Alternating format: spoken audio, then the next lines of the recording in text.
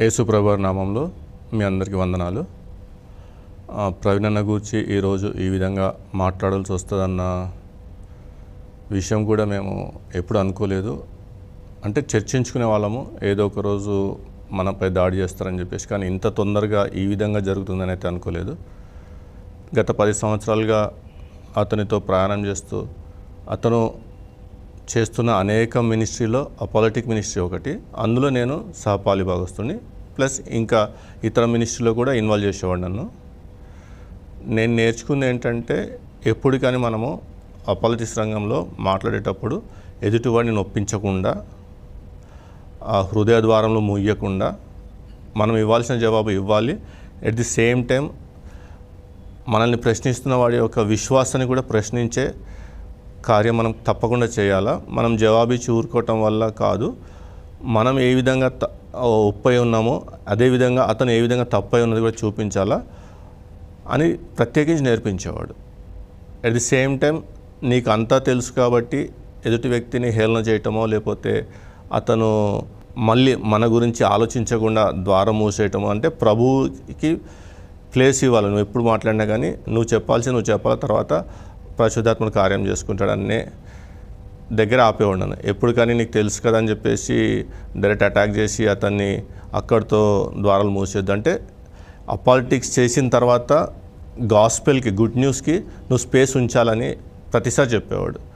So అదే practice చేస్తూ, and at the same time ఏంటంటే నన్ను ఎక్కువగా ఎంకరేజ్ చేసింది యువతను అన్ని రంగాల్లో ముందుకెళ్ళేటట్టు ఎంకరేజ్ చేయాలి. మనము అడ్మినిస్ట్రేటివ్ రంగంలో కానీ లేకపోతే పొలిటికల్గా కూడా మనం ముందుకెళ్ళాలా. అంటే ఇవాళ రేపు ఏంటంటే పాలిటిక్స్ అంటే ఏదో పాలిటిక్స్లో వెళ్తే అబద్ధాలు చెప్పాలా, లేకపోతే డబ్బులతో ముడిపడి ఉంటుంది. అయితే పోలీస్ వ్యవస్థలో కూడా పోలీస్గా జాయిన్ అవ్వాలంటే, కానిస్టేబుల్గా జాయిన్ అవ్వాలన్నా కూడా తప్పులు చేయాలంటే ఆ తప్పుడు అభిప్రాయాలను తొలగించి మన యువత అన్ని రంగాల్లోకి వెళ్ళి, ఒకవేళ అక్కడికి ఆ రంగంలో మనం జాయిన్ అయిన అక్కడ నీలో యూ షుడ్ బి లివింగ్ ఎపిస్టిల్, అంటే నీలో క్రీస్తు నువ్వు అక్కడ ప్రదర్శించగలిగే విధంగా ఉండాలా. అప్పుడే అన్ని రంగాల్ని మనం సంస్కరించగలము.